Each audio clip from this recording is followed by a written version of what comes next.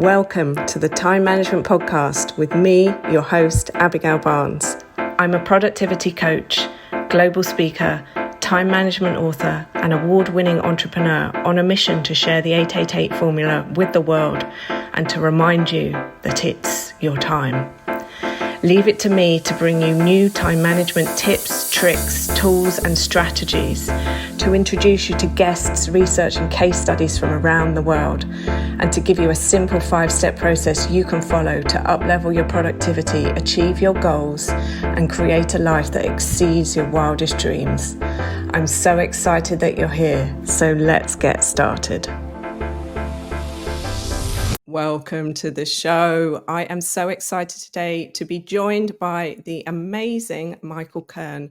Michael, welcome to the show. Thanks for having me on. It's good to see you again. I can't believe how many of these shows we have done. This is a different version, different conversation, the next chapter. So let's dive straight in. Who is Michael Kurn in a nutshell? I used to say jack of all trades and master of none because there's so many different little things I do. And it's always evolving, I think I've found. So last 12 months, I guess I would say officer in the British Army Reserve and doing lots of special project work at the moment. So that's all good fun and kind of motivated within the leadership space. I always find those kind of tags in what you call yourself when you're trying to inspire people can sometimes be a bit cringy when you kind of talk about vision and goals and people. But yeah, I think the world lacks good leaders at the moment, and I want to kind of be a driving force to inspire people to be the next generation of great leader to take us as a world forward. I love it. What was your relationship like with time in the past? I've always been pretty good with time. I'm always early. And then my army training, you know, when you have a H hour, if you're on time, you're late. So always been pretty much early bird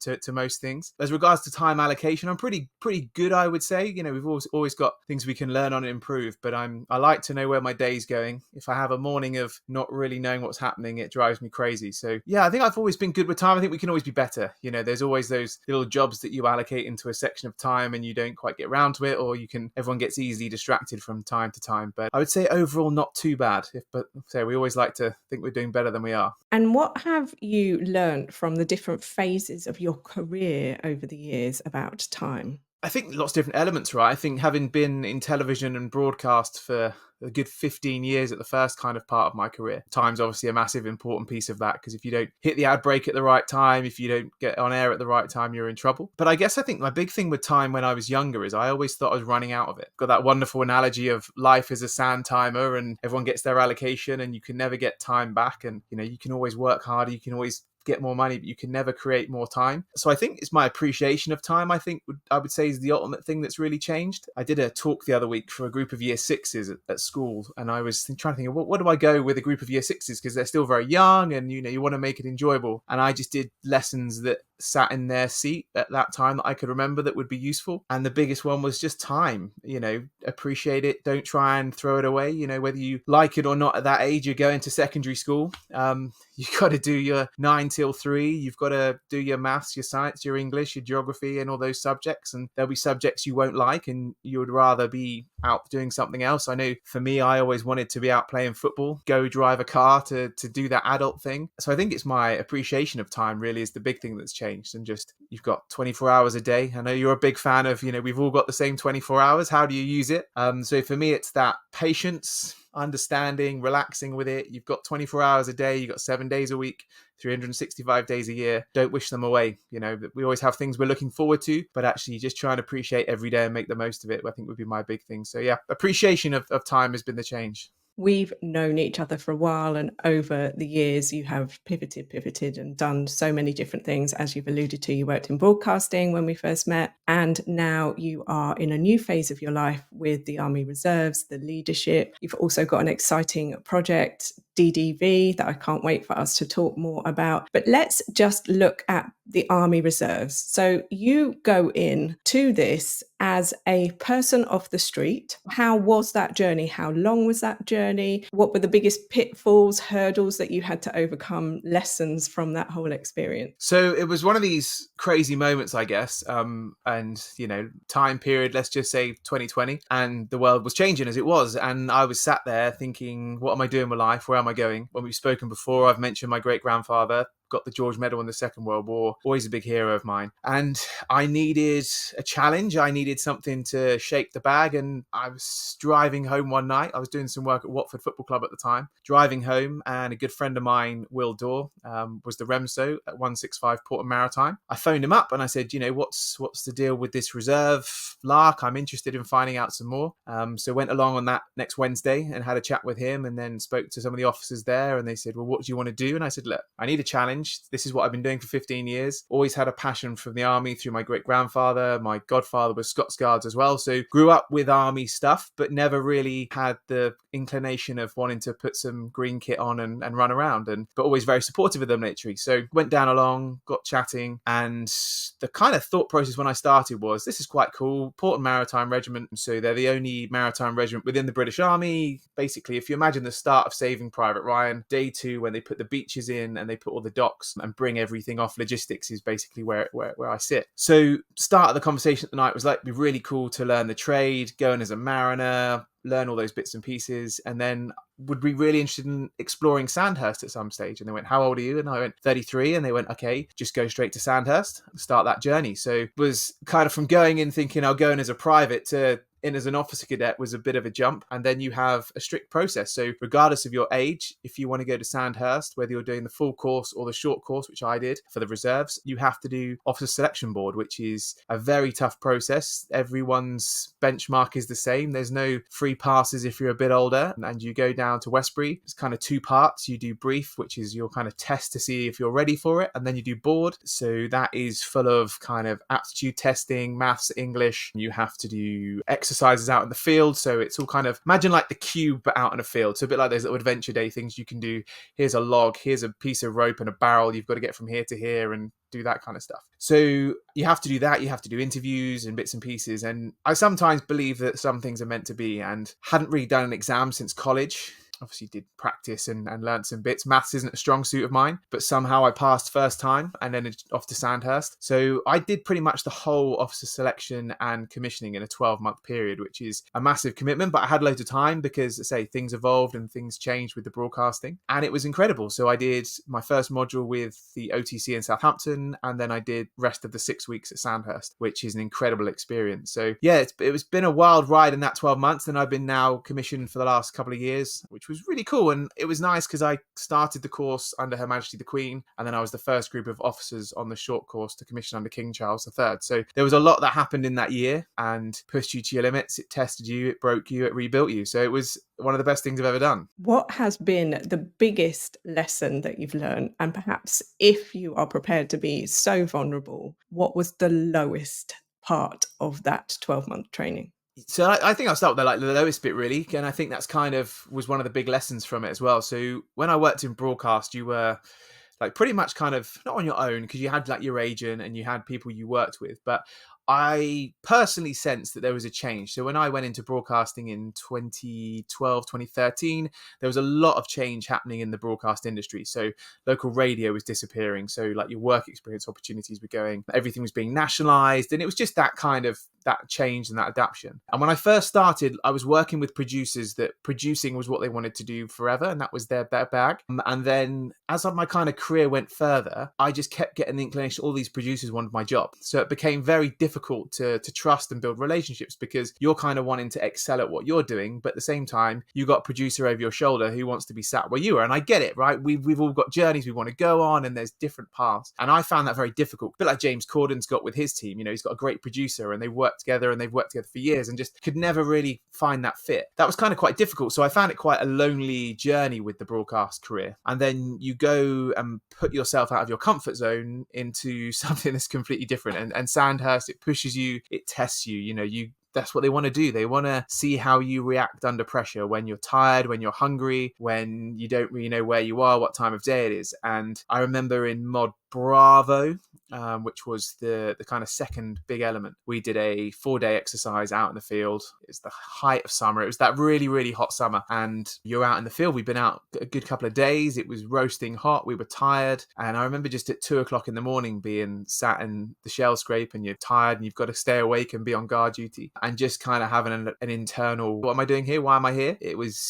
I would say it was incredibly difficult because I don't like to fail. Like failing's good, right? Because it's how we learn. So I love to fall over and get back up again. But sat in a shell scrape at 2 a.m, unable to control your emotions at the best leadership college in the world with that pressure not to fail because you've come this far. And in one hand thinking, why am I here? What are you doing? And then the other hand going, well, your great granddad wouldn't have given up. Churchill wouldn't have. King George VI wouldn't have given up. They're kind of 3 of my idols. And you just have this moment. And, we had this amazing captain who was in charge of our platoon. And he just come and said, what's the matter? I said, nothing. He went, no, talk to me. And we had an amazing kind of frank conversation. But the hardest bit, and one of the great things I learned, is that actually there are people who will have your back. So in our kind of section, there was 2 or 3 lads that had my back. And that almost made it harder because I was just so used to dealing with everything on my own. And then I had 2 or 3 guys and girls in our kind of section that had my back. And they're like, what do you need? Like, we'll make it happen. And I just remember the next morning just still so hungry, so tired, just feeling physically, again, I couldn't really describe what it was. It was a horrendous feeling, pretty much like an out of body experience, I guess, and just very weak. And they just hid me almost for like half an hour. They covered my back when we were down a hollow square. They were just making sure that I had a bit of a moment. And to have people have your back, I think for that first time in that kind of situation was incredible. So they took me from kind of like a massively low point and dragged me through. And we all had our challenges at Sandhurst, and friends of mine, they're like lifelong friends now. We all had moments and we all had each other's back. And I think that was the big bit and the fun bit that kind of I learned with that leadership piece is you will find your people. And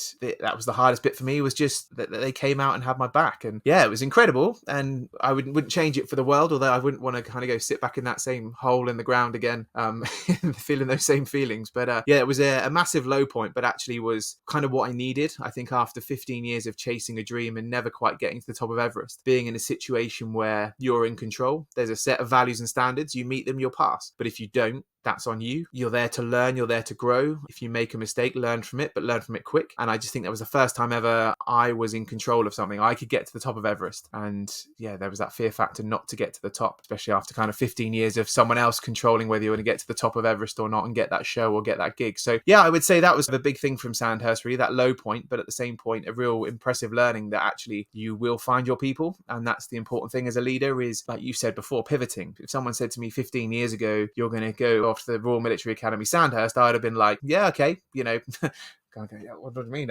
Me go there? I don't think that's ever going to happen. But again, it takes me back to that question that you asked me when we did one of your live events a few years back. It was like, where were you 5 years ago? I think the question was. And at that time, I was just signing my first contract. And then where we were at that day, like 2 days before, I'd just been told I wasn't getting a contract renewal. So I think you have to pivot, you have to adapt. And that was the big thing, that actually don't be afraid of pivoting, because you never know, you might just find your people and you might find that group that you're looking for. So yeah. Thank you so much for sharing. I truly appreciate your honesty and vulnerability there. And I feel like what I'm hearing you say is that you discovered the true value of teamwork. And I love that you found some people that are your people. What else did Sandhurst teach you about leadership? I think a big thing, I guess it links into those finding your people, right, is that we've all got a skill set and we've all got things we're good at. We've all got things that we need to learn. And I think, as leaders, we are not going to be good at everything. You can't have your finger on the pulse on everything. And I remember on Mod Charlie, which was our kind of big assessment kind of time, I was made a platoon sergeant for the big exercise. And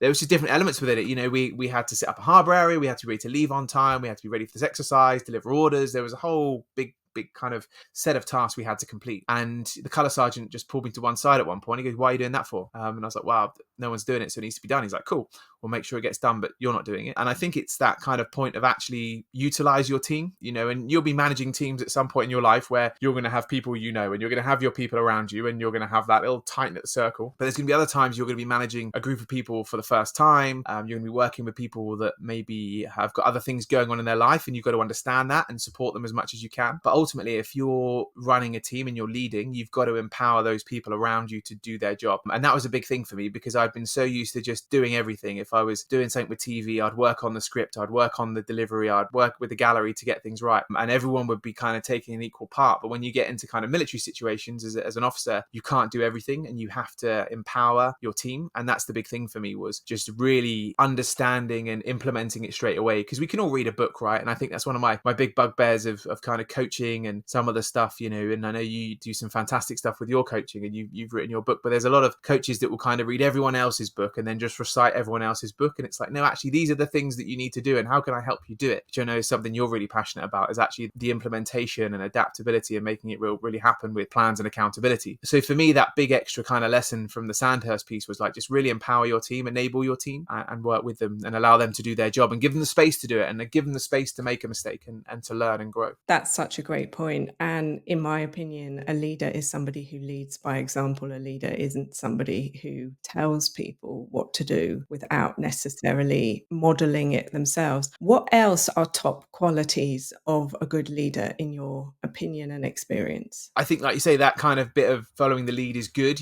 being a kind of example to your team. So the big thing we have in the army is sea drills. So you got your courage, discipline, integrity, loyalty, selfless commitment, which are kind of the key values and standards of the British Army. And I think those are really important for me as a leader, is to understand who you are and what kind of leader you are and what your own personal morals and standards are. I think that's the big thing for me as a leader. You need to understand who you are. And if you know who you are and what you're aiming for, that makes leadership a lot easier. You need to kind of have those values and standards instilled for your life. And also you can implement that within your team as well. So you kind of set those standards together. But I think, yeah, a big thing for me as a leader is just to know where you're going. I guess, the pathway is always going to change, from like me, broadcast, to doing the army stuff, to the mentoring and everything I do and the special projects. But actually, if you've kind of got a set of values and standards that kind of keep you on track, I think that's a really, really important thing. And how has being in the Army Reserves changed your relationship with time? So with time, I think it's really important as a reservist, because you still have your civilian career alongside. So, you have your commitment to the army, and that will vary depending on your roles and responsibilities. So I'm just slowly taking over the role of troop commander, which means I'm responsible for people's army careers. So that's a big responsibility in producing their yearly reports and doing their mid-years, helping them get onto courses and to achieve their objectives personally, while at the same point growing myself and getting on the courses that I need to do. So,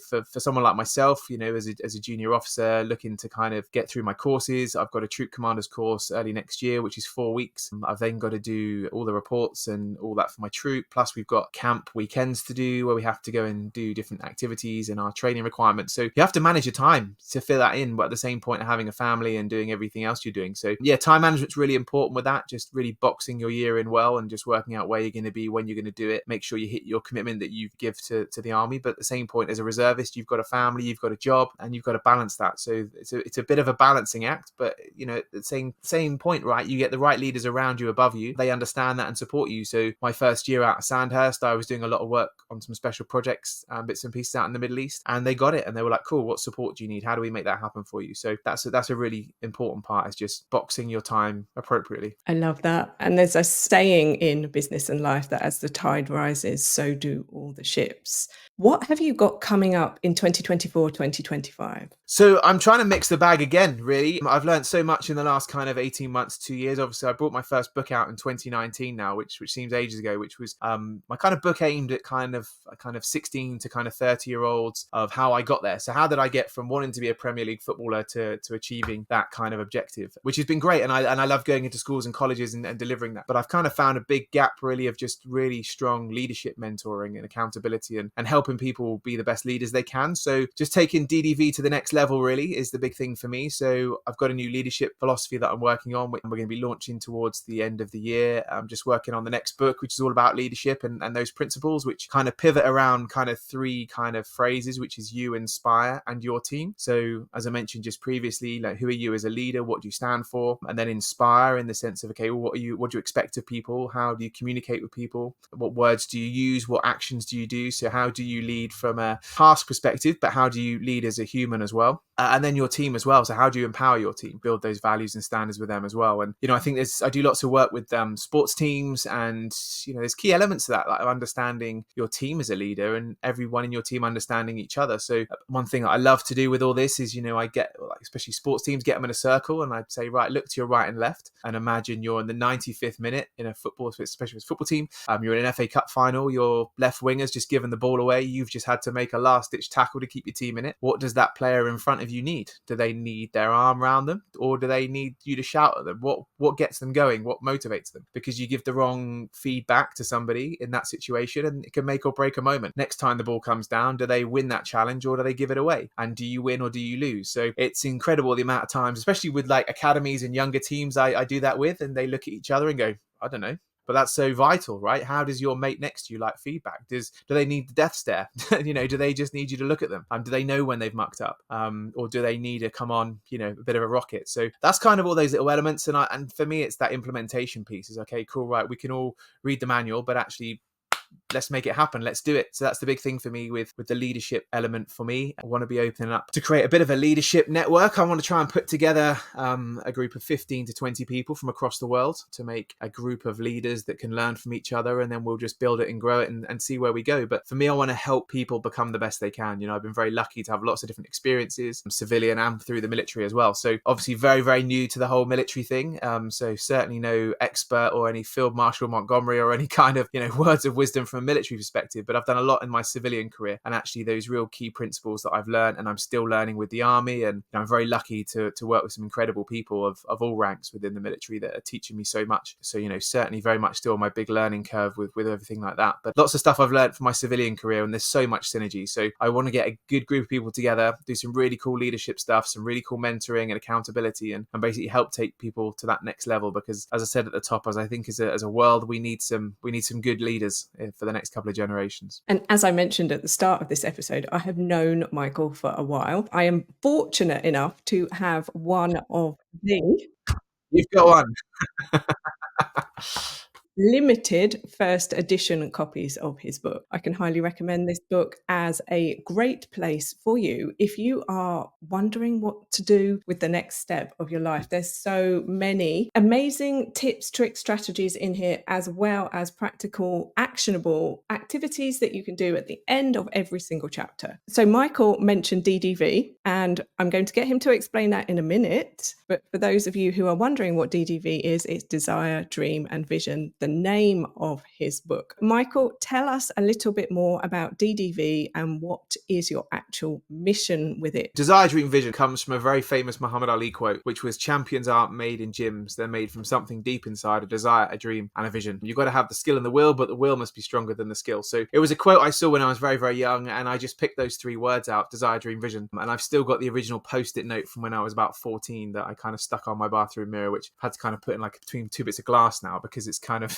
getting a little bit old and a bit tatty. But so for me, it was all about that. If you want something bad enough in life, just like work hard for it and desire about it, dream about it, visualize it. Kind of just became my philosophy really, and my bit of a mantra. And yeah, I could go into way more detail about how it grew and developed, but that was basically it. If you want something bad enough in life, set yourself an objective. And that's kind of, then I put it into a presentation, into a talk, and just kind of grew and has become what it's become from there. I love that. When I was 19, somebody handed me a Post-it note, and funnily enough, that Post-it note is between glass to protect it. On that Post-it note, it said, winners find a way. I added the word always, and that has been my mantra for life. Winners always find a way. So I love that Post-it notes are another thing that we share in common. Tell us something that you do with your time that you think that most people don't. I think especially leaders and people that are really in the moment all the time don't take time for themselves enough. We live in a world where there's ever changing, right? There's lots going on. We mentioned that little sand timer, right? You never know when it's going to end. And I guess a big thing for me is I was work all the time. And to be fair, it's been quite weird in August for me because I didn't have too much on. I was between a couple of projects and I just spent my time playing tennis and chilling out. And obviously it was a very lucky, privileged position to be in, to be able to do that and have that time. But I think we don't take enough time for ourselves because we're striving for goals. And I remember chasing the dream, and still am chasing the dream. You're always kind of worried about that email, got to get that response, got to do that. But things happen. And as long as you do that kind of legwork, make sure you take time for yourself and look after yourself and get your mind right, get your body right. Health is wealth. That's a big thing that we all don't do enough of, especially in this day and age. We're consumed by our mobile phones. We can take work everywhere. There's always something. There's television, there's Instagram, there's social media. There's always something craving our attention. But actually blocking out some time, even if it's just 20 minutes a day of just putting that phone down, go and sit and have some fresh air. There's some great apps that you can do, like a 20-minute meditation. There's just going to the gym. Some people, that's their place. Just going for a walk, having a chat with someone. I think just trying to block out, maybe even if you can get half an hour a day. I always talk about, when I do my DDV talk, how much of a difference can you make by just half an hour a day? Half an hour a day, extrapolate that over the course of a week. How much extra minutes have you got? If you extrapolate that over the course of a month and then times that by a year, those extra minutes that you can make for yourself. And in the grand scheme of things, we've all been on tight deadlines, but 30 minutes, everything can wait 30 minutes. The decisions that most of us are making can wait half an hour, 9 times out of 10. So I think just create that space for you, because life's for living. We're chasing a dream and we love it, but actually take that time for your friends, your family, but more importantly for yourself if you can. Every day, just little 20 minutes, do something you enjoy, switch the phone off. And if you're lucky enough to be able to do an hour, 2 hours, 3 hours, life is for living. This next question is for a friend. If this friend was struggling with the mind gremlins around I know it's good to take time out, I know I should take time out, I know what I could do with that time out, but I need some support to help rearrange the mind conversation. What would your tips be around that? Do you use your mantra to coach yourself that this is okay? You took August off. Did any flags get raised in your head of, I should be doing this, I shouldn't be doing that? What's your thoughts on that? Question for a friend.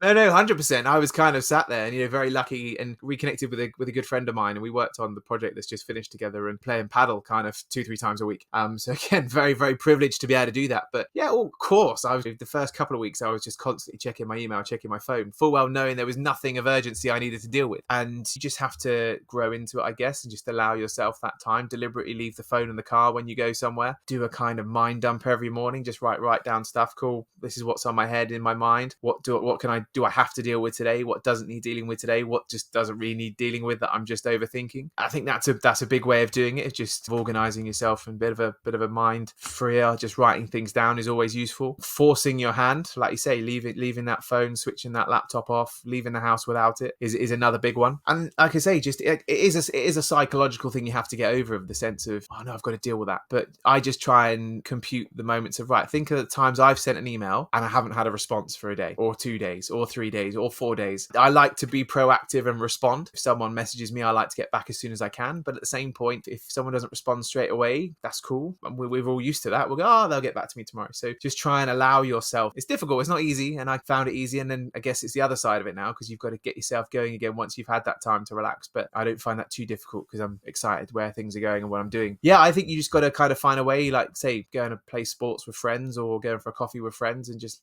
leaving everything at the door. And that old adage, I know a few friends before we've played the game, we've gone out for dinner and all mobile phones in the middle of the table upside down. First one to touch their phone pays for the meal. But that's what you need to do to kind of just go for a coffee with a friend and not talk about business and not talk about life. And there's some really cool things you can do. Like if you always find your conversations going back to stuff, there's some really good like conversation cards, like Stephen Bartlett, Diary of a CEO's done some of those. But again, whack it into Chat GTP, give me 10 conversation points just to have with friends that are non-business related. I think it's important to have that moment. Again, it's not easy when you're an entrepreneur, when you're a business owner, when you're a free thinker, when you're trying to create something. It's difficult because our minds are always going. We always see something. And the amount of times I see something, I have to quickly write a note down. So it's not easy. But yeah, I think it's just creating that space for yourself, I think, is a big thing. Thank you so much. I'm sure my friend will be very grateful to have heard those words of wise wisdom, and to remember that it is purely pushing through the feeling of uncomfortable before the new way becomes comfortable. That's how our brain relearns. That is the power of neuroplasticity. That ironically, they used to think for years after the age of 6 or 7, our brain could not rewire itself. It's only in the last 30 or 40 years that they've actually even discovered that. Fun fact for the science part of this conversation today. Michael, as we wrap up this conversation, what's one question you haven't been asked that you would like to have been? I like these kind of questions. I guess, okay, and I did prep these things that I like to share. So I've got like 3 books that, to be fair, ironically, I keep in my office on my desk anyway, so it wasn't too hard to reach. So I guess if that's cool, book recommendations that I think people should check out.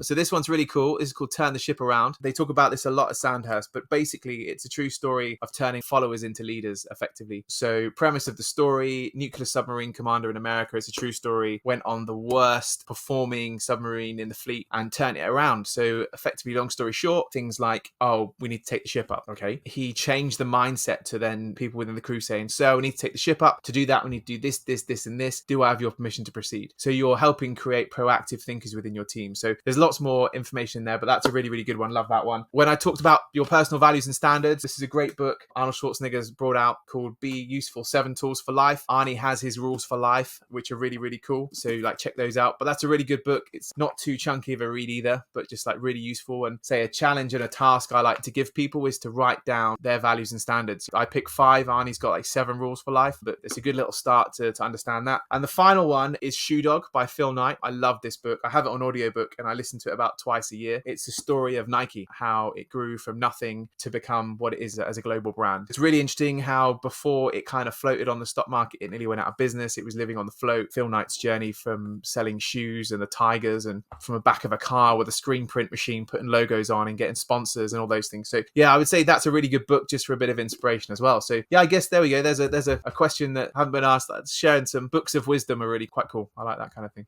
Fantastic. I love asking that question because I love hearing what people have to share. How can we connect with you and find out more? Where do you hang out online? LinkedIn, Instagram, just at Michael Kurn on all platforms. And as always, you never have to worry. We have you covered. We will leave all the links for everything in the show notes. Michael's book, those 3 books he recommended, and all the social media links for him, and how you will be able to find out about DDV and what he has got coming up for that as well. Michael Kurn, thank you so much for your time today. My pleasure. Thanks so much for having me on. Always good to catch up with you. And until next time, my friends, remember, stay safe, stay well, because it is your time. Thank you so much for tuning into today's episode. If you loved what you heard, be sure to let me know by leaving a review so I can keep the good stuff coming.